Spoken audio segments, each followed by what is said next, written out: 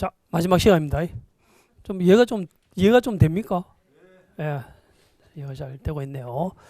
자, 이번에 이제 해야 될 게, 복습도 좀 합시다. 자꾸 복습이 중요해요, 복습이. 뭐, 진도만 팍팍 나오면 좋은 게 아니고, 이해를 하면서 넘어야 됩니다. 우리가 지금 주택법이 시작됐죠, 지난 시간에. 주택법에서 주택에는 여러 종류로 구별을 하는데, 단독주택이 있었죠.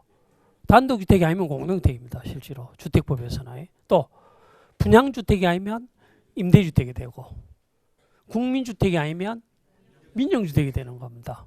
그러면서 이제 임대주택에 대해서 좀 상당히 말을 했는데, 다시 민간 임대주택을 임대하는 사람을 뭐라 한다? 임대사업자라고 해요, 그 사람은.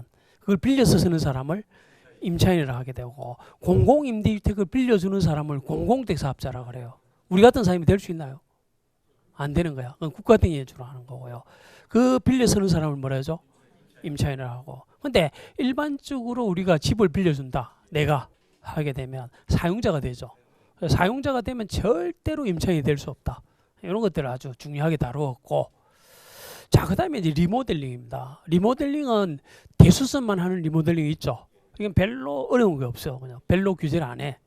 근데 정축행부터 진짜 중요하다. 정축행은 뭘 정축한다? 주거 전용 면적을 몇 퍼센트를? 30%입니다. 그래서 정축행을 하는 김에 세대수정가도 있지. 몇 퍼센트? 15%. 수직정수행은 청수를 내리는 건데 15층 이상일 때는 3계층, 14층 이하일 때는 뭐를 갖추고 있고 구조도 했습니다. 잘 하고 있습니다. 자, 그 다음에 이제 주택의 종류가 상당히 많아요. 그 중에 뭐 중요한 것이 도시생활주택이 되는데 상세한 것은 나중에도 돼. 도시생활주택에 대해서 제가 좀 강조하고자 하는 부분은 도시생활주택은 만약에 시험 문제 언제나 공동주택이다 맞나요? 도시생활주택은 언제나 공동주택이다 맞나요? 맞다 말입니다. 이름은 없지만 왜 그런지를 한번 볼까요? 자, 도시생활주택의 용어 정리를 한번 봅시다. 뭐라고 되어 있냐면 몇 세대 미만의 300세대 미만. 세대자를 붙이면 공동주택이야 주로. 세대자를 붙이면 공동주택이라니까요. 자, 우리가 아까 주거전용 면적을 할 때 주거전용 면적이 85죠. 85죠. 그럼 뭐가 85 이하입니까? 주거전용 면적이죠. 요거는 1호 이렇게 해야 한다. 호당. 호라 그래요. 단독주택은 보통은. 공동주택은 세대라는 표현을 써요. 한 세대. 한 세대당. 이런 뜻입니다. 단독주택은 1호당. 공동주택은 한 세대당 주거전용 면적이 얼마? 85 내지는 100이었죠. 다시 말하면 세대라는 표현을 쓸 수 있는 경우는 공동주택이기 때문입니다. 네? 공동주택이기 때문이다. 자, 도시생활주택이 되기 위해서는 몇 세대 미만일 것. 그럼 300, 제가 시험 문제 이렇게 나왔다니까 실제로 300세대 규모의 공동주택은 절대로 도시생활주택이 될 수 없다. 300세대 규모의 공동주택은 절대로 도시생활주택이 될 수 없다.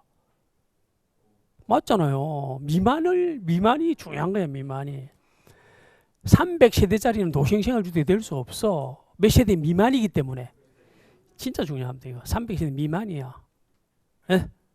뭐, 500세대 규모의 공동주택이 도시생활주택이 될 수 있는 경우는 있나요? 절대로 없다. 도시생활주택은 하여튼 무조건 몇 세대 미만일 것, 300세대 미만일 것 이런 뜻이지. 300세대 미만이 됩니다. 그리고 제 말이 맞습니까? 도시생활주택은 국민주택 규모 이하여야 하기 때문에 100제곱미터짜리도 도시생활주택에 속한다. 절대로 안 된다. 자, 이게 이제 중요한 거예요. 아까 우리가 뭐라고 얘기했냐면, 제일 칠판 보십니다. 지금 우리가 이제 도시형 생활주택을 하는데, 도시형 생활주택 하죠? 생활주택을 하는데, 도시형 생활주택이 나오면 여러분들 머릿속에서 딱 세 가지를 좀 생각하셔야 됩니다. 도시형 생활주택은 첫째, 몇 세대 미만? 300세대 이하입니까? 미만입니까? 미만일 것. 두 번째가 국민주택 규모 이하일 것. 국민주택 규모 이하일 것. 세 번째가 도시지역입니다. 도시지역. 이게 요 도시행이라는 것이 도시지역이 지어진다는 뜻으로 봅니다. 도시 무슨 지역이다? 도시지역일 것. 도시지역에 지어질 것. 요 세 가지가 되는데 현재 이제 기본 과정 할 때 해야 되지만 조금 합니다. 얘들 또 착각을 많이 하는 거야. 우리 서울특별시는 도시죠. 도시이기 때문에 우리 서울특별시에 있는 모든 땅들은 도시지역이다. 한번 틀린 겁니다. 그런 도시가 아닙니다. 여기서 이야기하는 도시지역은 우리 서울특별시는 분명히 도시지역이죠. 도시지역은 맞지만은 서울특별시에서 지어지는 모든 아파트들이 도시생활주택이 될 수 없는 겁니다. 여기서 얘기한 도시지역은 이렇게 해봅시다. 상시한 건 나중에 하겠냐. 주거지역, 상업지역, 공업지역 같은 지역이 도시지역이야. 주상공 들어봤죠? 이걸 도시지역이라고 그래요. 예? 여기서 이야기하는 도시지역 여기다 하나 적어두시기 바랍니다. 거기 보면 도시지역이라는 말이 나오죠. 따옴표. 도시지역에다가 밑에다가 여러분들 손으로 적습니다. 주, 상, 공, 녹 이렇게 하나 적어두시기 바랍니다. 주상공록 이렇게 일단 적어두십니다. 주상공록 주거지역. 주가 주거지역입니다. 상은 상업지역이 되고요. 공은 공업지역이 되고요. 녹은 녹지지역도 도시지역이야. 주상공록입니다. 그러니까 반드시 도시생활주택이 되기 위해서는 도시지역에서 지어져야 돼. 도시지역이 무슨 지역이 있다고요? 주거지역, 상업지역, 또 공업지역, 녹지지역까지를 도시지역이라 합니다. 그 지역에서 지어질 것. 네? 몇 세대 미만일 것? 300세대 미만일 것. 무슨 규모일 것? 국민주택 규모인데 아까 국민주택 규모는 85도 있고 100이 있었죠. 100이 어떤 지역이 100이었죠? 아까? 도시지역이 아니었잖아. 도시지역이 아니었잖아요. 다시 국민주택을 다시 한번 봅시다. 국민주택 규모를 보게 되면 21페이지 국민주택 규모 둘째 줄 찾았습니까? 가로 속에 보면 수도권을 제외한 다음에 도시지역이 아닌이 돼 있잖아. 네? 도시지역이 아니라고 돼 있잖아요. 아닌 지역인데 행정국이 읍면일 때만 100제곱미터도 국민주택 규모가 되죠. 그렇잖아요. 근데 도시생활주택은 반드시 무슨 지역에만 지어져야 된다? 도시지역에만 되어야 되잖아요. 도시지역이 되는데. 그러니까 이 국민주택 규모 이하라고 되어 있지만 요거는 85도 있고 원래는 100이 있지만 이건 탈락이지. 왜냐하면 이거는 어떤 지역이죠? 도시지역이 아닌 지역이잖아요. 이것도 출제된 거예요. 다시 도시생활주택이 딱 나오죠. 머릿속에 딱 세 가지를 기억하셔야 해요. 첫째 300세대 미만. 두 번째 85 이하로 외워도 돼. 85 이하. 그 다음에 무슨 지역이다? 도시지역이다. 도시지역이 어떤 지역이 있다고요? 주거지역, 상업지역, 공업지역, 녹지지역. 간접적으로 엄청 많이 나옵니다. 도시지역은 우리가 사회생활에서 이야기하는 도시다, 촌이다 그런 의미는 아니고, 무슨 지역을 주로 도시지역이라 한다. 우리 여기서 얘기 도시지역은 주, 상, 공, 녹 여기까지 외워두십니다. 자, 이런 것들이 도시형 생활주택이 되는 겁니다. 구체적인 내용들은 기본 과정에 들어가서 해도 돼요. 의외로 많이 나왔습니다. 시험에 제일 많이 나왔던 게 뭐냐면 300세대 이상 해가 틀렸다는 것. 이게 제일 많이 나왔어. 도시형 생활주택은 규모가 세대수가 작아야 되죠. 얼마 미만? 300세대 미만. 그걸 알아두셔야 됩니다. 구체적인 내용들은 뭐 나중에 해도 되는 겁니다. 자, 그러면 저를 보셔야 됩니다. 자, 여기 이제 또 한번 적어봅시다. 우리가 아까 건축법이 있고요. 요거 나중에 여러분들 하나 적어두시면 좋아요. 건축법이 있고 나중에 표가 나갑니다. 기본과정 들어갈 때 건축법이 이제 있게 되고 주택법이 이제 여기 이제 있게 됐을 때 건축법과 주택법이 있을 때 아까 건축법은 뭘 다루는 법이다? 건축물을 다루는 법인데 건축물은 용도가 30개가 있댔죠. 30개 모든 건축물을 다루고 있는 법이 건축법인데 특별히 주택이 아까 두 종류였죠. 단독주택과 공동택을 특별히 규제를 많이 하기 위해서 만든 법이 뭐죠? 주택법이 되는 겁니다. 여기 용어 정리가 주관식이 막 수두룩에 넣었습니다. 그걸 지금부터 하고자 하는 겁니다. 우리가 이 건물을 건축한 사람을 뭐라 하죠?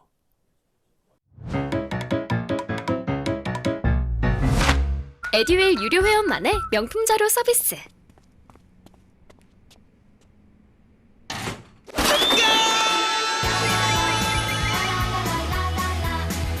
고퀄리티 명품 자료의 혜택.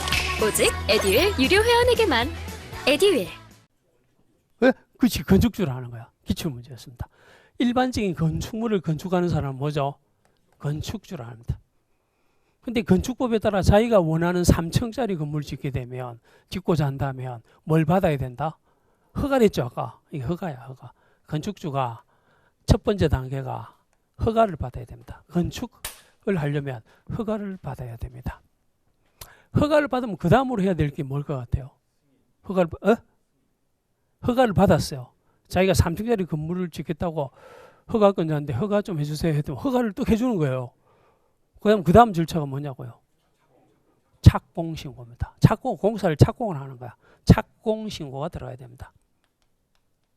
착공신고가 들어가야 됩니다. 요 이제 구체적인 내용들은 나중에 해도 돼요. 착공을 너무 늦게 하면 안 됩니다. 2년이면 되고, 일단 나중에 봐도 되고.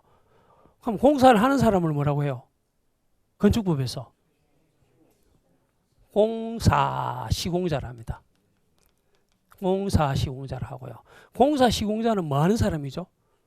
공사를 시공하는 사람이죠. 이 사람이 법을 어기면 됩니까? 안 됩니까? 안 되죠. 그래서 공사 시공자 행위를 뭔가 감독할 사람이 필요한 거야. 주관식 문제 나왔지. 예? 그 사람을 공사자를 붙여야 됩니다. 건축부에서는 공사감리자라 그래요. 그래서 공사감리자의 공사감리를 쫙 받아가면서 공사를 끝냈다 하면 그 다음 절차가 뭐죠? 공사를 끝내서 받는 절차. 이거를 사용 승인이라 합니다. 우리가 사회에서는 뭐 준공이라는 말도 쓰긴 하지만은 우리는 법을 배우는 겁니다. 법에서는 뭘 한다고? 사용 승인이라 하는 겁니다. 이게 이제 건축법입니다. 사용 승인이라고 되는 겁니다. 그래서 뭐 허가권자가 누구냐 이건 나중에 도 되고, 다시 모든 건축물에 대한 법이 건축법인데 그 건축물을 건축한 사람을 뭐라 한다고요? 건축주라 해요. 건축주라 하는데 이 사람이 그 자기가 원하는 건축물을 건축하고 싶으면 뭘 받는 게 원칙이다? 허가를 받는다. 허가를 받으면 그 다음 절차가 착공에 들어가야 되고, 공사를 하는 사람을 공사 시공자를 하는데 제멋대로 공사하면 안 되잖아요. 그래서 감리를 받는다. 그 감리를 하는 사람을 공사감리자를 한다. 감리를 받아가면서 공사가 끝났다. 받는 게 뭐죠? 사용승이라는데 이거는 모든 건물에 대한 법이죠. 모든 건물에 대해서는 이 법의 적용을 받는데 특별히 규제를 많이 하기 위한 특별법입니다. 그게 주택법인데, 주택법일 때는 허가만 받아서는 안 되고 이런 뜻이지. 뭐도 받아야 됩니다. 뭐도 받아야 된다고요. 플러스 알파로서. 그게 바로 사업 계획 승인이 되는 겁니다. 뭘 받는다? 사업 계획 승인입니다. 이게 사업 계획 승인입니다. 이거 도 받아야 되는 겁니다. 그러니까 뭐 사업 계획 승인을 받았어요. 사업 계획 승인을 받게 되면 그 다음 절차가 뭐죠? 똑같다니까. 착공 신고 들어가야 되고, 그 공사하는 사람은 공사를 빼요. 여기서는 또 그냥 시공자라 하고, 감리자도 또 공사를 빼요. 감리자라 합니다. 감리를 받고 완공이 됐을 때 받는 것이 뭐죠? 이게 또 사용검사라 하는 겁니다. 이것을 사용검사라 하는 겁니다. 사업계획 승인 받는 게 쉽습니까? 이게 쉽습니까? 이게 쉽거든. 그러니까 이걸 받으면 이걸 그 대신에 받은 걸 봐줘요. 다시 말하면요, 어떤 사람이 아파트를 20세대를 건설합니다. 20세대를 건설합니다. 그럼 그 사람은 건축주입니까? 당연히 건축주지. 건물 건축한 사람 다 건축주예요. 네? 그럼 혹시 허가만 받으면 됩니까? 사업계획 승인도 받아야 됩니까? 20세대 주관식 문제 안 받아도 되는 거야. 이게 중요한 거야. 사업계획 승인 항상 받는 건 아니고 이게 주관식 문제 나왔다고. 30호 30세대. 몇 호 몇 세대? 다시 말하면 아파트를 적어도 30세대 이상 할 때 사업계획 승인 받는 겁니다. 그럼 제가 아까 20세대를 했죠. 20세대 같으면 우리 주택법에서는 사업계획 승인 안 받아도 되잖아요. 특별법이죠. 주택법 규정이 없으니까 무슨 법에 따라?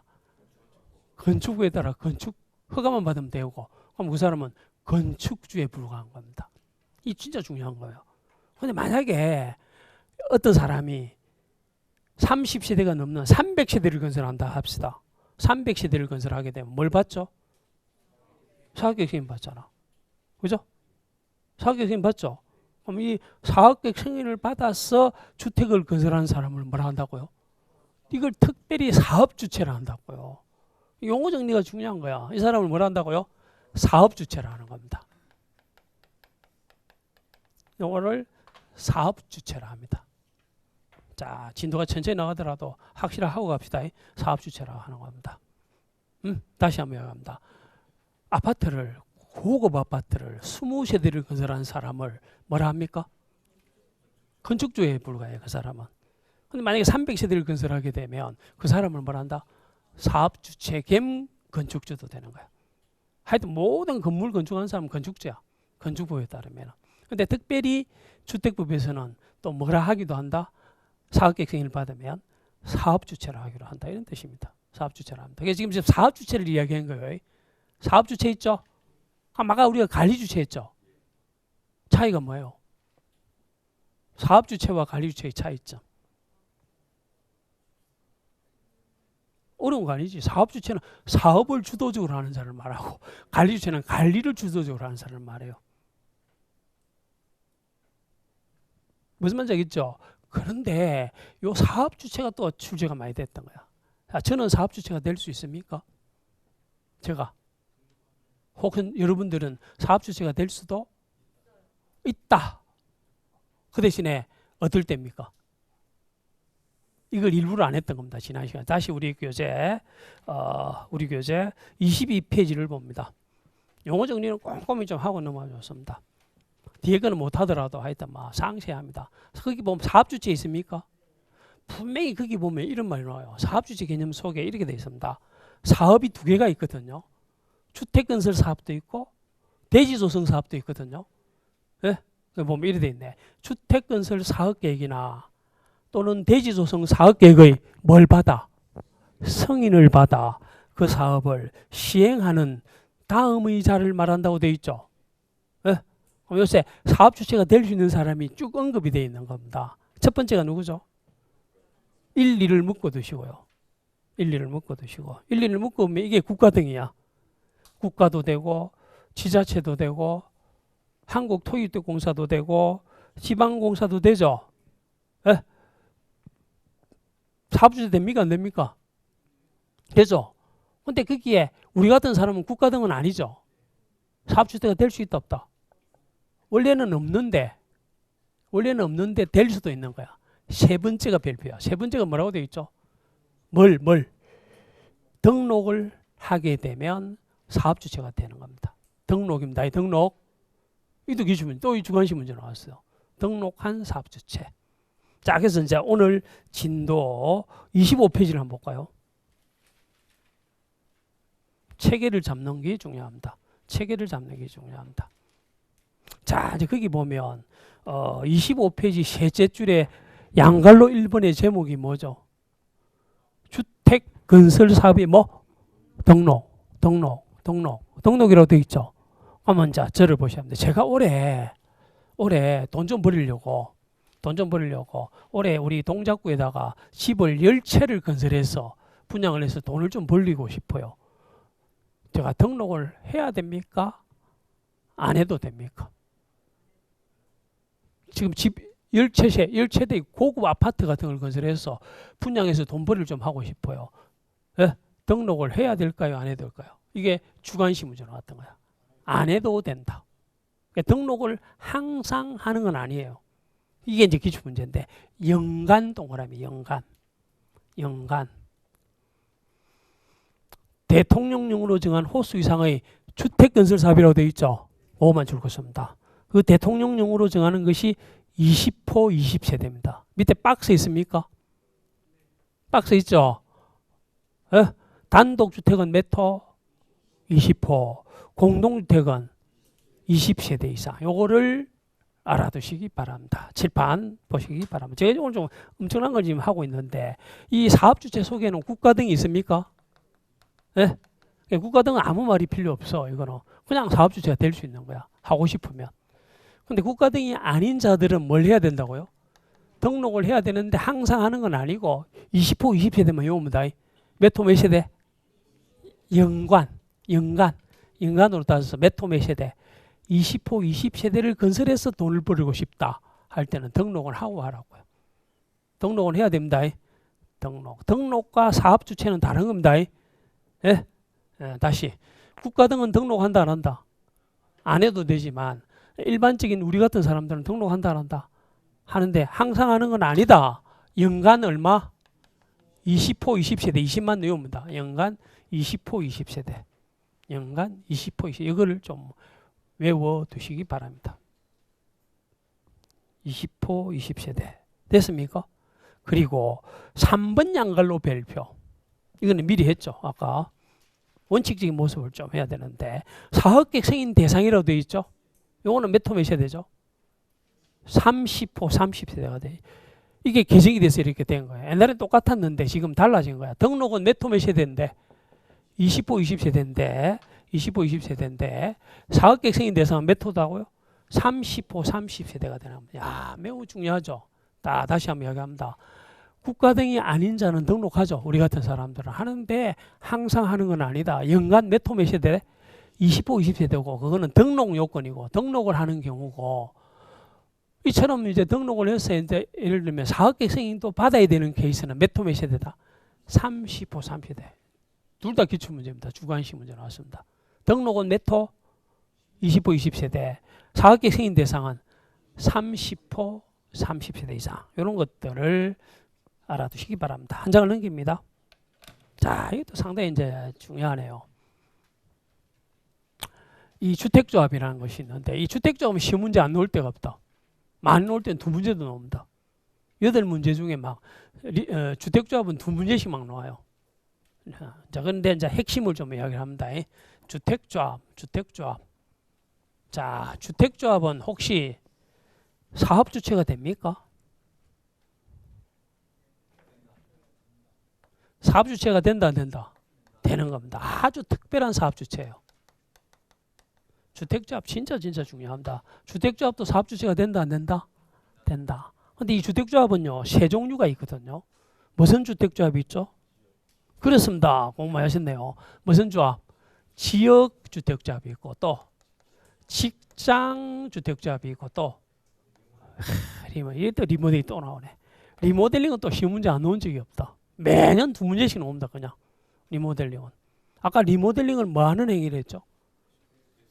대수선, 정축형, 주거전용 면적을 늘리는 거, 또 경우에 따른 세대수 증가형도 있고 수직 정축형도 있잖아요. 이거를 조합을 설립해서 할 수도 있다 없다? 있다. 조합을 설립할 수도 있는 겁니다. 그게 리모델링 주택조합이에요. 네? 리모델링 주택조합이 되는데 근데 이 리모델링 주택조합은 특이한 케이스고 지역과 직장주택조합은 왜 이거를 인정을 해주죠? 왜 지역과 직장주택조합의 설립을 인정해 줍니까? 이상한 질문입니다. 이상한 일부러 이제 이렇게 합니다. 자, 우리 지금 한국 사회에서 집 없는 서민들이 많죠. 이분들이 집을 한 채를 마련하기가 쉽다 어렵다? 엄청 어렵죠, 그죠? 우선은 뭐 당첨도 돼야 되고 뭐 분양가도 비싸고 이렇다 보니 이 집 없는 서민들이 주택을 마련을 좀 쉽게 하게 하기 위해서 인정되는 제도가 뭐죠? 바로 지역 직장이 되는 겁니다. 지역 직장이 된다. 그게 조합원만 되면 집이 한 채 생기죠. 일단 시간 좀 필요하겠지만 지역은요, 동일 지역에 있는 무주택 세대주들이 일정 수가 모여서 조합을 설립해서, 자, 이게 중요한 거야. 조합이 설립됐어요.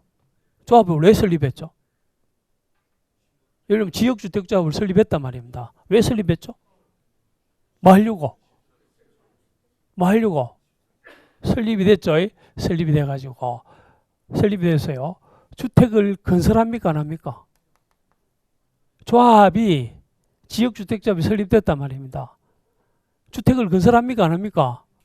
건설해야 주지, 조합원들한테. 그죠? 주게 되면 집 없는 서민들이 집이 한 채 생기지. 이게 지역주택조합이죠. 다시 건설한다 안 한다?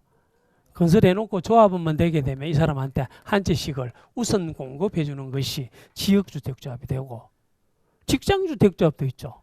동일 직장에 집 없는 서민들을 집을 마련하기 위해서 직접 건설해서 조합원한테 우선 공급해 줍니까 안 합니까? 해주죠. 해줄 때 사업계승인 받습니까 안 받습니까? 아까 30호 30세 되면 사업계승인 받죠. 그래서 자 우리가 한자 지금 외웁니다. 주택조합은 반드시 사업계획승인을 받아야 돼. 법조문에 나와 있는 겁니다. 진짜입니다. 진짜 맞는지 한번 볼까요? 보면 여기는 없네. 여기는 없고요. 일단은 거기다 적어두시기 바랍니다. 주택조합 있죠? 거기에 1번과 2번을 묶어두시고요. 1번과 2번을 묶어두시고요. 무슨 조합과 무슨 조합이 있다? 지역과 직장주택조합이 있는데, 있습니까? 이제 있게 되는데, 그 옆에다가 1, 2 옆에다가요 사업계획서인, 항상 사업계획서인 받도록 되어 있습니다. 1번, 2번은.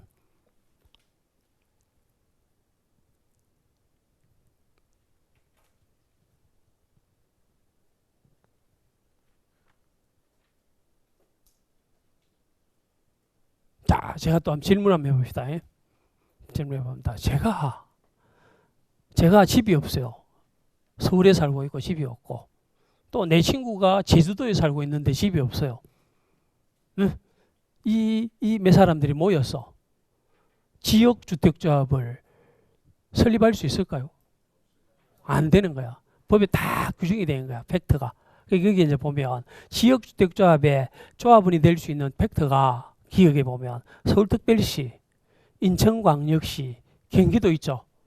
여기에 있는 무주택자들이 모여서 하는 거야. 그다음에 서울하고 제주도 같이 됩니까 안 됩니까? 안 되는 거다. 그러면 강원도는 됩니까 안 됩니까? 강원도 되죠. 강원도도 되죠. 강원도에 있는 사람들끼리 됩니까 안 됩니까? 되죠.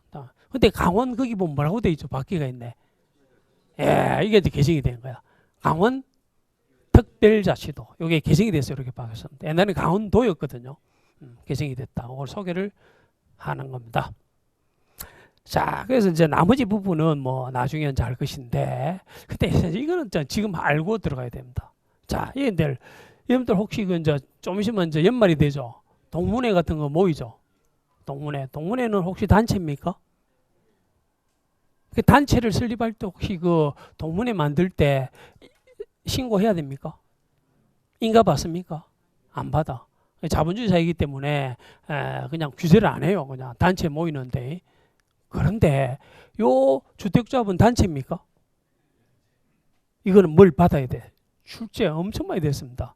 주택조합이 나오면 여러분 머릿속에 항상 생각한다. 뭘 받아야 된다? 주택조합은 인가입니다. 요것도 뭐? 인가. 이것도 인가. 이것도 뭐? 인가. 물론 내면에 있지만 인가를 원칙적으로 보셔야 돼요. 인가를 받아야 됩니다. 주택조합은 뭘 받는다? 인가를 받는다. 그것이 2번 양갈로입니다. 설립 절차와 관련돼서는 거기 보면 여기 처음 나오기 때문에 합니다. 보면 많은 수 구성원이 주택을 마련하거나 되어 있죠. 이게 첫 번째야. 마련하거나. 두 번째, 리모델링 하기 위하여 이렇게 되어 있죠. 하기 위해서 주택조합을 설립하려고 하는 경우에는 이렇게 되어 있습니까? 누군가의 뭐를 받아야 한다? 인가. 인가 중요하죠. 인가. 이걸 절대 잊지 마시기 바랍니다. 인가를 받아야 하는데, 그러면 누구의 인가냐? 이런 뜻입니다. 이게 이제 의미가 있는 게 대대 나오네. 시자체 우리 했죠, 지난 시간에. 자, 보면 누구의 그거냐면 관할 누구? 특별자치시장, 또 특별자치도의사, 시장, 군수, 구청장. 그래놓고 이때 구청장은 자치구 구청장을 말하면 이래 돼 있죠. 이하 뭐라 한다? 시군구청. 처음으로 하기 때문에 하는 겁니다. 실질적으로 우리 그 주택법에 따르면은 시군구청장이라는 표현을 쓰지만 실질적으로는 특자시장이 포함됩니까 안 됩니까? 포함이 되는 거예요. 다시 한번 이야기합니다. 아까 우리가 특자시장은 특자 시장은 시자체장이 맞죠? 그럼 예를 들면 세종 특별자치시 어느 지역에서 주택조합을 설립할 수도 있잖아요. 인가 받아야 되죠. 누가 인가를 해주죠? 특별자치시장이 해준다고요. 제주도는 누가 해주고? 특별자치도 의사가 해주는 거야. 경기도 의정부시는 의정부시장이 해주는 겁니다. 경기도 양평구는 양평군수가 하는 겁니다. 서울특별시 동작구는요, 동작구청장의 인가인데 이거를 법에서는 뭐라고 한다고요? 그냥 통틀어서 너무 기니까 시군구청장을 한다고요. 시군구청장 한다. 자, 그러면 경기도 성남시 분당구에서 분당구입니다. 분당구에서 주택조합을 설립할 수 있죠. 누구죠? 인가를 누가 해주죠? 성남시장이 해주는 것이 맞습니까? 그런 식으로 보셔야 합니다. 자, 그 다음으로 언제 해야 될 거? 여러분들 혹시 민법 배울 때, 민법 아직 진도는 안 나오겠죠? 아, 나왔을지 모르겠다. 지난달부터 했으니까. 혹시 법인 배웠습니까? 법인 아직 안 배웠습니까? 법인. 그래서 우리가 민법에서 나오는 것 중에 좀 의미 있는 부분이 사람입니다. 사람. 민법상에 사람이 몇 사람이 있죠? 네? 두 사람이 있지. 무슨 사람? 자연인이 있고요. 자연인이 있고 또 법인이 있죠. 자연인이 있고 이제 법인이 있게 되는데 사람입니다. 둘 다. 사람이잖아. 사람. 언제부터 자연인은 사람이 되죠? 태어나서 죽을 때까지가 되고. 그죠? 법인은 언제부터 사람이 되죠? 네? 설립 등기. 법인 지점이야. 설립 등기야. 등기지. 예? 그럼 한국 여러분들 단체가 놓으면 인가를 받아야 되는지, 예? 설립 등기를 해야 되는지가 문제가 되는 거야. 설립 등기 합니까? 안 합니까? 요거.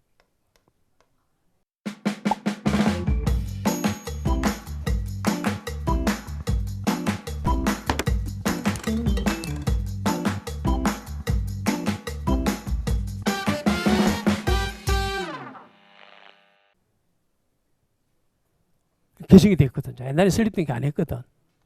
근데 지금은 설립 등기 해야 되는 경우도 있다. 해야 되는 경우도 있다. 27회 신문제로 오면 되고. 리모델링 주택조합입니다. 리모델링 주택조합은 이번에 신설되었습니다. 설립 등기까지 해야 되는 거야. 리모델링 주택조합은 예외가 없다. 인가를 받고 뭐도 해야 된다? 등기도 해야 되는 겁니다. 그게 오른쪽 페이지에 있습니다. 매우 중요한 파트가 신설이 되었습니다. 리모델링 주택조합의 법인격이라고 되어 있죠. 법인격이 되어 있는데 리모델링 주택조합의 법인격에 대해서는 우리가 아까 했던 정비법 있죠. 정비법을 준용해. 이 정비법이 세 번인가 출제됐던 파트인데 정비법 38조를 준용한다 되어 있죠. 그 38조가 밑에 소개가 되어 있는데 법인으로 한다고 되어 있죠. 법인으로 한다고 되어 있죠. 법인이 되려면 설립 등기해야 되죠. 며칠 이내 한다? 30일에. 이런 것들이 다 출제가 됐던 겁니다. 네? 법인은 반드시 뭘 해야 된다? 설립 등기를 해야 되는데 법인의 종류는 두 종류가 있습니까? 무슨 법인과? 사단법인과 재단법인이 있는 겁니다. 반드시 구별하셔야 됩니다. 예, 그럼 요 정비법상의 조합은 사단법인 규정을 준용합니다. 사단법인입니다. 예. 여러분들 사단법인과 재단법인의 차이가 뭐죠? 그렇지. 사단법인은 사람의 단체를 사단이라 합니다. 재단법인은 재산의 단체를 하자고. 그런 식으로 보시기 바랍니다. 자, 요 정도 하면 될 것 같고 그 다음으로 이제 건설 파트는 일단 요 정도 합니다. 자, 그 다음 공급 파트로 한번 들어가 봅시다. 한 장을 넘깁니다. 주택의 공급입니다. 주택의 공급입니다. 우리 교재 28페이지 있죠? 주택의 공급. 주택의 공급. 공급이 무슨 말이에요? 공급을 다른 말로 뭐라고 하죠? 분양이란다. 분양도 공급이고. 그럼 임대도 공급입니까? 임대도 공급이에요. 공급은요, 목적이 분양을 하려고 만들어서 공급할 수도 있지만은 임대하려고 만드는 경우도 있죠. 이걸 공급이라 그래요. 공급을 하는데 혹시 주택을 공급하려면 우리가 가장 대표적으로 분양을 하려면은 승인을 받아야 돼요. 이게 주관식 문제 나왔던 겁니다. 다시 아까 건설하려기 위해서는 뭘 받아야 되죠? 30% 30세대 이상 할 때 사업계획 승인 받죠. 그런데 건설하는 이유가 보통 분양이겠죠. 분양을 하려면 뭐도 받아야 되느냐 하면 입주자 모집 승인을 받아요. 승인을 2번 받는 거예요. 사업계획 승인도 받아야 되지만 이것도 승인이죠. 네? 사업계획 승인도 받아야 되지만 뭐도 받아야 된다고요? 입주자 모집 승인도 받아야 되나 봅니다. 입주자 모집 승인. 이게 또 주관식 문제 나왔었어요. 우리 교재 보면은 주택공급의 원칙에서 보게 되면 사업 주체가 입주자를 모집이라고 되어 있죠. 모집을 하고자 할 때는 시군구청장에 뭘 받아라? 승인을 받아라. 이렇게 되는 겁니다. 이게 뭐 주택법 뭐 요 정도 하면 될 것 같는데요. 요 정도만 합시다. 주택법 요 정도 하고. 자, 우리 이제 오늘 공동대 관리법 좀 들어가야 됩니다. 조금은. 자, 우리 교재 33페이지를 한번 봅시다. 아까 이미 했기 때문에 이걸 좀 하고 끝내도록 합시다. 첫째 시간은. 첫째 날은. 자, 아까 우리가 의무관리 했죠. 이거 진짜 19번 나왔습니다. 실제로. 시험 문제가 거의 매년 나온다고 보시면 돼. 의무관리일 때는요. 요거만은 오늘 완전히 정리를 좀 하도록 합니다. 자, 이 의무관리 공동대회라고 하는 것은 아까 반드시 뭐가 있어야 된다 했죠? 관리주체가 있어야 된다 했잖아. 법에 나와 있다니까. 뭐라고 되어 있냐면 해당 공동주택을 다음에 보면 뭐 하는 자를 두고 전문적으로 관리하는 자를 두고 해놨죠. 제가 가로는 제가 적어놓은 거야. 전문적으로 관리하는 자를 뭐라 합니까? 이걸 관리주체로 한다니까요. 그럼 아까 관리주체는 누가 있댔죠? 자치관리일 때는 관리사무소장, 위탁관리일 때는 주택관리업자 등이 있는 겁니다. 이런 자를 반드시 두라고 되어 있잖아. 지금 두고 또 뭐를 의무적으로 구성해야 된다? 자치의결기구를 의무적으로 구성해야 되는데 자치의결기구가 뭐라고요? 이게 입대이잖아. 입대. 그럼 아까 우리가 했던 것처럼 의무관리일 때는 반드시 관리주체가 있어야 되고 입대도 있어야 되죠. 입대가 있어야 되는 겁니다. 입대도 있어야 되죠. 근데 만약에 의무관리가 아니면 이거 없어도 되죠. 관리주체 자리에 누가 들어간댔죠? 관리인이 되는 거고 입대 자리에 관리단이 되는 겁니다.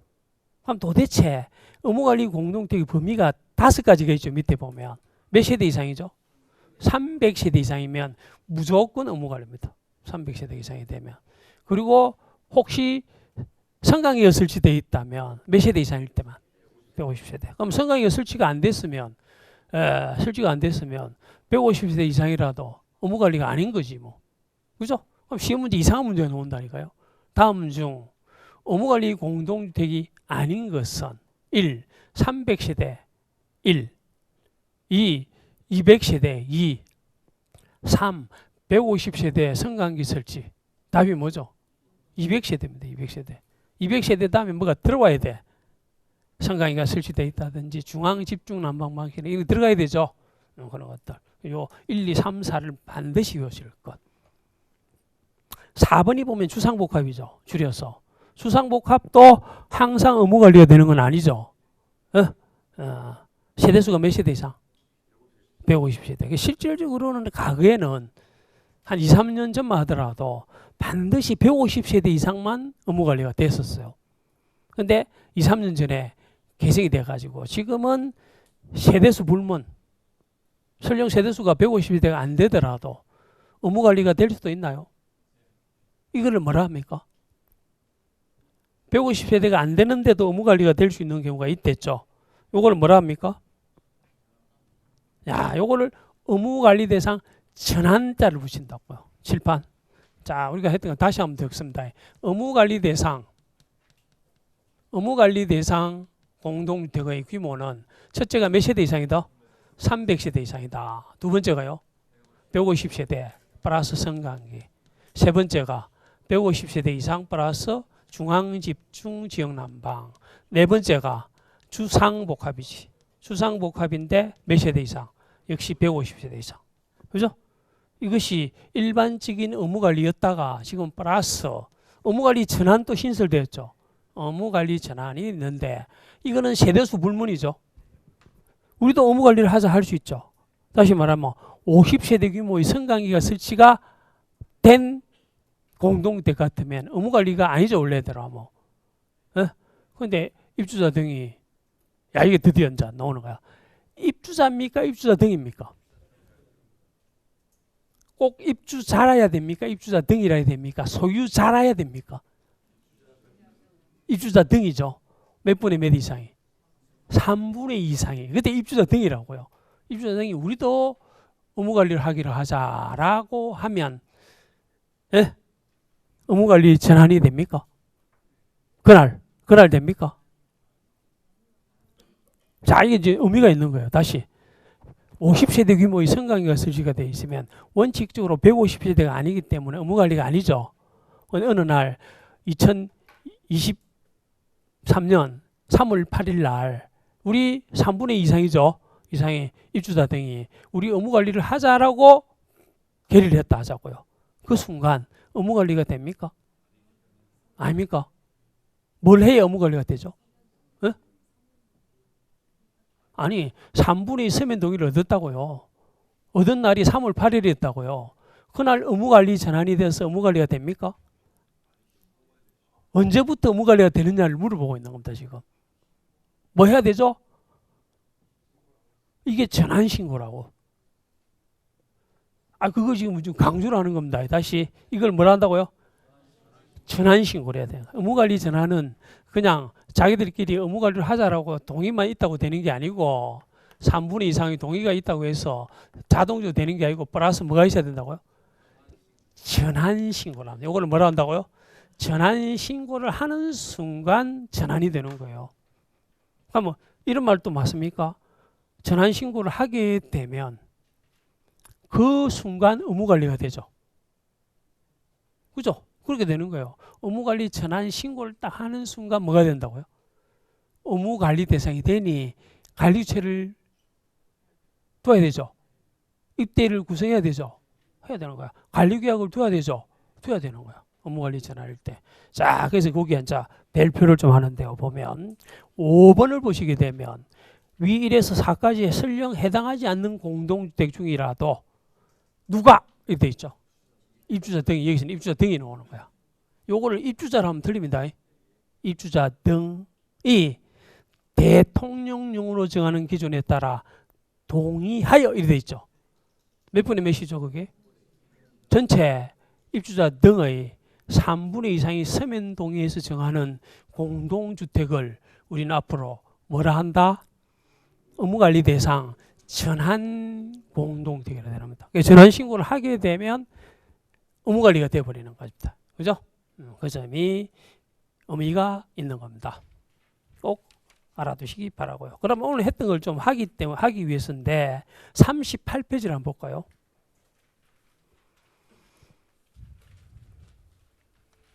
38페이지 거기 보면 관리규약이 있죠. 이건 별도 조문이 하나 있게 되는데 한번 방금 또 했지만 의무관리일 때는 반드시 관리규약이 있어야 됩니까? 그럼 관리규약을 누가 정합니까? 입주자 등이 정하는 거야. 입주자 등이 정하죠. 그게 입대가 정합니까? 입주자 등이 정한다. 거기서 밑에 보면 2번 동그라미 별표 1번 양가로 2번이 별표 누구는 돼 있죠. 입주자 등은 뭐를 참조하여 관리규약의 준칙을 참조하여 뭘 정한다? 관리규약을 정한다. 네? 관리규약을 정한다. 몇 분의 몇? 관리규약을 정할 때 여기는 없지만 가반수라고 해요. 옆에다 가반수라고 적어두셔야 돼. 그래서 전체 입주자 등의 얼마? 가반수 적어두시기 바랍니다. 그게 2번에 있잖아요. 밑에 2번. 밑에 2번을 보게 되면 2번 양갈로 2번을 보시게 되면 공동주택 분양 후 최초 관리규약은 사업 주체가 제안한 내용을 해당 입주 예정자의 얼마? 가반수가 서면 동의하는 방법이라고 돼 있죠. 하여튼 가반수입니다. 관리규약은 누가 정한다? 입주자 등이 정한다. 몇 분의 몇? 가반수가 정한다. 그러면 관리규약의 준칙은 누가 정해야 합니까? 관리규약의 준칙. 그렇지. 자, 그래서 이제 양갈로 1번을 보게 되면 1번 중요하네요. 따옴표 누구는 돼 있죠? 시도이사는 밑에 줄에 공동주택의 입주자 등을 보호하고, 입주자입니까? 입주자 등입니까? 입주자 등이죠. 등을 보호하고 주거생활 질서를 유지하기 위해서 공동택 관리와 사용에 관하여 준거가 되는 뭐를 정하여야 한다고요? 관리규약 준칙을 정해야 한다. 그럼 제가 질문해 봅시다. 특별자치시장은 세종시죠.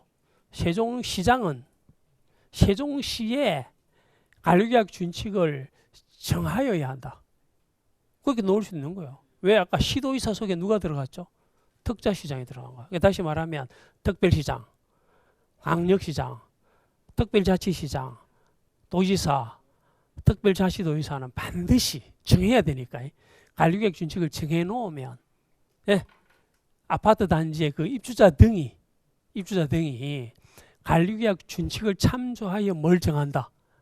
관리규약을 정하는데, 정하기 위해서는 3분의 2입니까? 과반수입니까? 과반수. 뭐 여러 번 나왔습니다.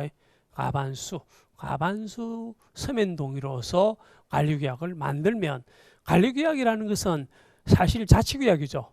자기들끼리 우리 아파트는 이런 식으로 관리하자라고 규약을 만들었죠. 규약에 따라서 하는데, 관리규약은 주관식도 많이 나왔습니다. 자, 하나의 질문을 해봅시다. 아직은 안 했지만 다음 주 하겠지만, 장기수선 충당금 혹시 기억납니까? 장기수선 충당금 기억나시죠? 장기수선 충당금은 왜 적립하죠? 돈이잖아, 돈. 장기수선 충당금 왜 적립하죠? 건물이 노후화됐을 때. 그렇게 해도 좋지만, 여러분들 앞으로 제가 장기수선 충당금, 장기수선 계획이 딱 놓으면 머릿속에서 주요시설이라고 딱 놔야 돼. 아파트에는 주요시설이 있고 주요시설이 아닌 시설도 있잖아요. 반드시 장기수선 계획 이런 말이 딱 나오면 주요시설 이런 말이 나와. 무슨 시설의? 주요시설. 그래서 성장기가 주요시설이야. 이런 것들의 교체 보수를 위해서는 돈이 필요하죠. 이걸 위해서 미리 적립하는 돈이 뭐죠? 장기수선 충당금이라고. 그럼 뭐 얼마를 적립해야 돼요? 요율은 뭐로 정하죠? 요율. 장기수선 충당금의 적립 요율을 정해야 될 거 아니에요. 요율은 뭐로 정한다? 예? 요율은 뭐로 정한다? 관리규약으로 정한다니까. 우리 아파트는 요율을 얼마로 하지? 매우 중요한 거예요. 다음 주에 다시 합니다. 장기수선 충당금 요율은 누가 정한다? 뭐로 정한다? 관리규약으로, 자율적으로 정하는 겁니다. 장기수선 충당금은 누가 돈을 내죠? 출제 8번이가 나왔습니다. 네? 네?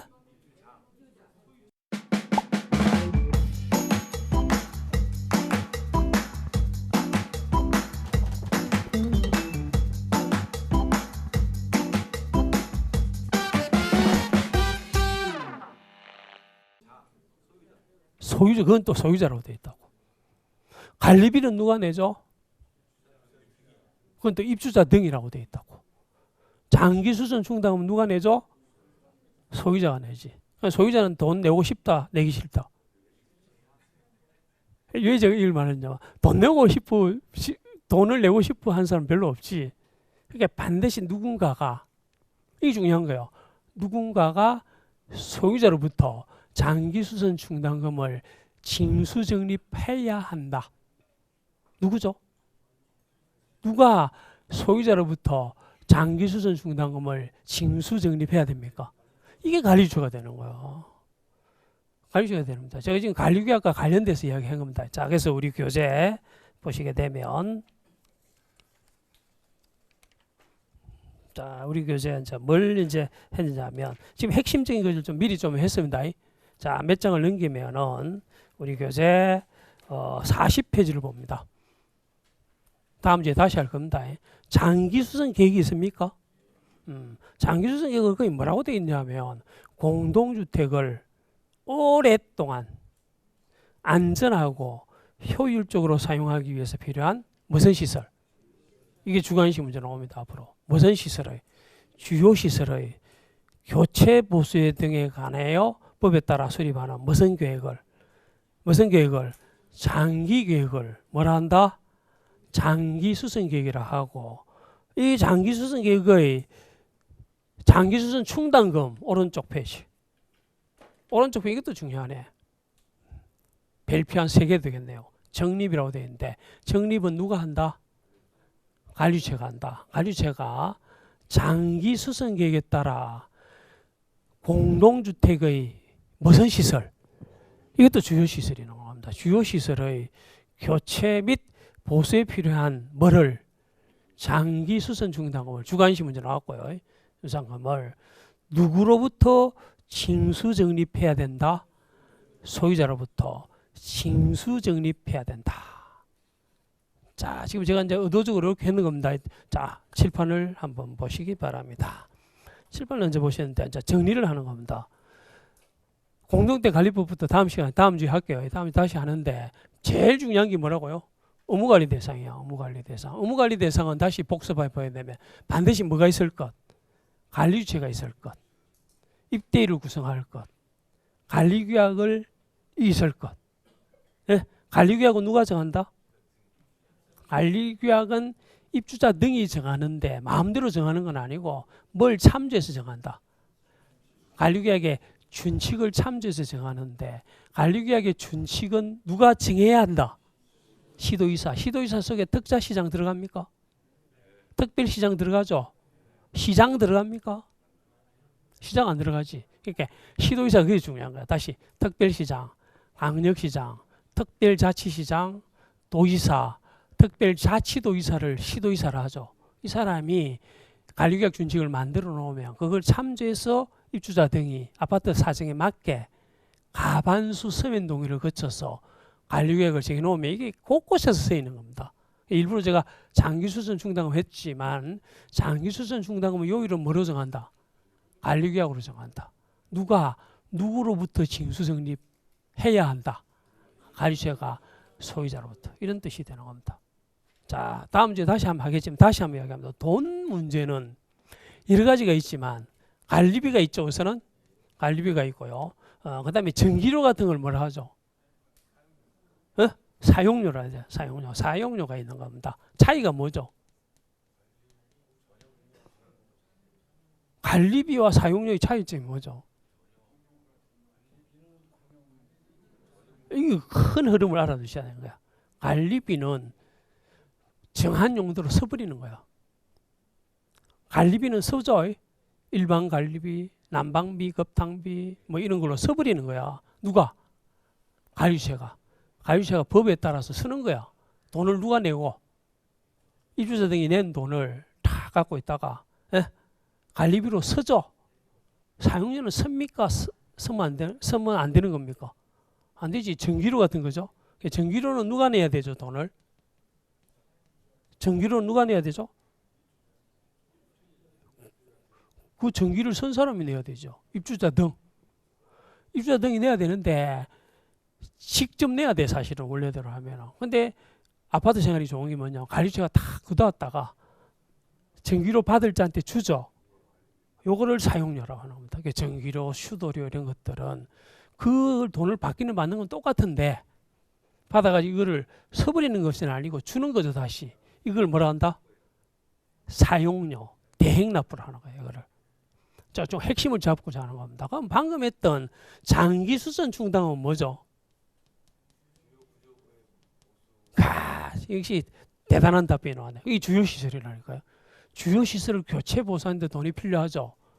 근데 그때마다 돈을 거두는 것은 불합리해요. 사실은. 미리 정해진 날, 사용검사 받고 1년이 지난 날부터 아까 했던 관리규약으로 정한 요일 있죠. 요일에 따라 자꾸 적립을 시켜 나갔다가 법에 따라서 주요시설 교체 보수를 할 때 그 돈을 쓰는 거죠. 돈이 하나가 더 있죠. 진짜 중요한 돈을 미리 좀 정리를 합니다. 또 중요한 돈이 뭐죠? 매우 중요한 돈이 하나가 있는데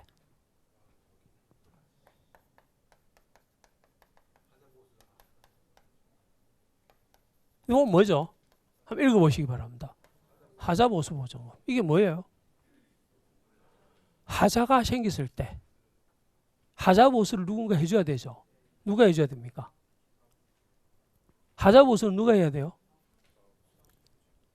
이 사람이 해야 되잖아. 자기가 건설한 거잖아. 그죠? 하자담보 책임기간이겠죠. 최대 10년이죠. 많이 나왔잖아. 10년 동안에 이 돈이 하자가 딱 생길 때 그 돈 갖고 쓰죠. 법에 따라서 쫙 쓰게 되는 건데 누가 내야 되죠? 이 돈은 누가 내야 됩니까? 이 돈을 누가 내야 되냐고요. 하자보수보증금은. 그렇지. 사업주체가 내야 돼. 자기가 건설한 아파트에 하자가 발생했을 때 하자보수를 해줘야 되는데 보수를 못 해줄 우려도 있죠. 나중에. 이럴 때를 대비해서 미리 예치되는 돈이 뭐다고요? 하자. 그럼 이게 돈 문제는 항상 쓰는 게 문제가 되는 거예요. 관리주체는 아까 돈을 걷다가 관리비로는 법에 따라 쓰죠. 사용료는 받았다가 이걸 누구한테 주죠. 장기수선 중간 출제 많이 됐죠. 이거 관리비입니까? 장기수선 충당금은 관리비다. 이 관리비가 아니지. 관리비가 구분징수잖아요. 이게. 관리비와 별도로 해야 된다. 이거는요. 구분징수죠. 어떨 때만 쓰는 거죠. 이 돈은. 그렇지. 주요시설 교체 보수를 따라 장기수선 계획에 따라 쫙 쓰는 돈이죠. 누가 돈 낸다? 핵심을 잡는다고요. 누가 돈을 낸다? 소유자가 낸다. 누가 거둬야 된다? 관리주가 거둬야 된다. 안 거두면 관리주한테 가태료 부과한다고요. 매우 중요하지. 이 돈은 누가 돈을 내야 된다? 사업주에 내놔야 된다. 언제까지 내야 된다? 언제까지 돈을 내놔야 뭘 해준다고요. 이 핵심을 하려고 지금 이제 미리 하는 거야. 언제까지나? 이때까지 내야 돼.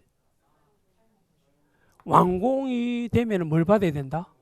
사용검사를 받아야 쓸 수 있죠. 입주를 시킬 수 있잖아. 그런데 사업주체가 사용검사 받는 게 관건이거든요. 입주자한테 약속을 했잖아. 언제까지는 입주시켜 주겠다고. 안 하게 되면 지연 배상해야 되거든요. 사용검사 받는 게 관건인데 사용검사 신청할 때까지는 돈을 내놔야 된다고요. 그 말은 그때까지 하자보수보증금이 엄청난 돈이거든요. 뭐 300억이 될 수도 있다니까. 이 돈을 안 내놓으면 뭘 안 해준다? 사용검사를 안 해준다고요. 요때까지 예치를 해놓는다고요. 그죠? 제가 왜 이걸 이제 미리 하냐면 체계를 잡기 위해서입니다. 다시 똑같은 돈이야. 돈은 표시가 없죠. 이 돈 자체가. 만약에 1,000만 원이라는 돈이 장기수선 충당금이 1,000만 원이고 하자보수보증금이 1,000만 원이다 말입니다. 지금 1,000만 원씩 가까이 있어. 우리 아파트에 뭔가 흠이 있어서 이걸 무슨 돈을 갖고 써야 되죠. 지금 써야 될 때 과연 하자보수보증금으로 써야 됩니까? 장기수선 충당금으로 써야 됩니까? 이 돈이. 어떨 때는 하자보수보증금을 써야 되고 어떨 때는 장기수선 충당금으로 써야 됩니까? 똑같은 돈인데. 하자일 때지. 하자로 판정이 되게 되면 하자일 것 같으면 무슨 돈에서 써야 되고 이 돈에서 써야 되지. 하자일 때는. 하자가 아닐 때는. 그게 중요한 거예요. 하자인지 아닌지가 중요하죠. 그러니까 분쟁이 발생하는 거야. 사업주체 입장에서는 하자를 합니까? 하자를 안 합니까? 하자 아닌데 이렇게 하는 거야. 입주자 측에서는 하자야 이렇게 하는 거야. 왜냐하면 하자일 것 같으면 누가 낸 돈, 사업주체가 낸 돈과 쓸 수 있지만 하자가 아니면 자기가 돈을 어쨌든 내는 경우가 있잖아요. 그게 매우 중요한 거예요. 하자보수보증금을 써야 될지 장기수선 충당을 갖고 써야 될지가 중요하죠. 여기에 이제 분쟁이 발생하는 거야. 하자다 아니다. 그럼 어디 가서 해결하죠? 그렇지. 이게 하자, 심사, 분쟁, 조정이래야 되면. 그렇게 해서 교통정리가 시작되는 거야. 돈은요, 쓰는 게 제일 중요해. 이 돈은 누가 쓰죠? 이 돈은 누가 쓰죠? 쓴 다음에 만약에 써야 된다면 뭐에 따라? 관리주가 쓰는 것이. 관리주가 법에 따라서 장기수선 계획에 따라 써야 되죠. 요거는 누가 쓰죠? 이건 누가 돈을 내죠? 누가 쓰죠?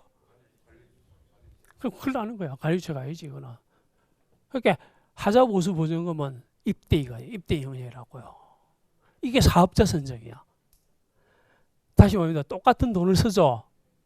그럼 누가 그 돈을 쓰느냐 집행이라 하거든요. 예를 들어 사업자 선정 들어봤죠? 집행 들어봤죠? 사업자를 선정하는 거. 하자 관련은 누가 하죠? 요거는 입대위 영역이야. 입대위에서 이 돈을 선다니까요. 입대위에서 하게 되지만 이거는 입대위에서 씁니까? 선정은 누가 하죠? 이 돈을 쓰는데 사업자를 선정하는 것은 입대위에서 해. 집행은 누가 하죠? 이게 지금 뭔가 체계를 잡기 위해서 하는 겁니다. 다음 주에 다시 합니다. 다시 하면 돈이 나오면 네 가지가 생각나야 돼. 이 돈 두 가지 차이점 다시 합니다. 뭐죠? 차이점은 이거는 법에 정한 용도로 쓰는 거야. 항목으로. 요거는요. 받았다가 주는 거야.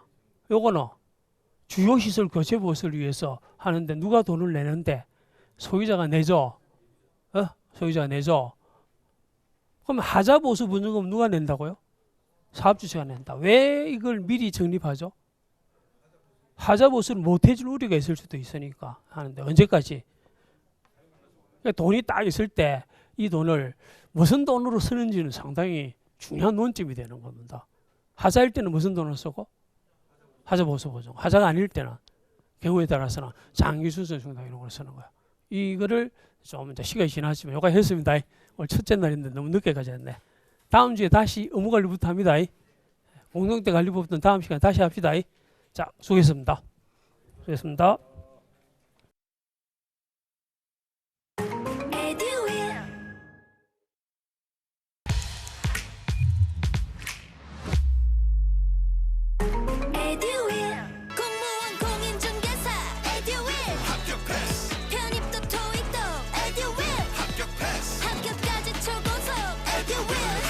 한 번에 빠른 패스 에듀윌 합격 패스 우리 모두 다 같이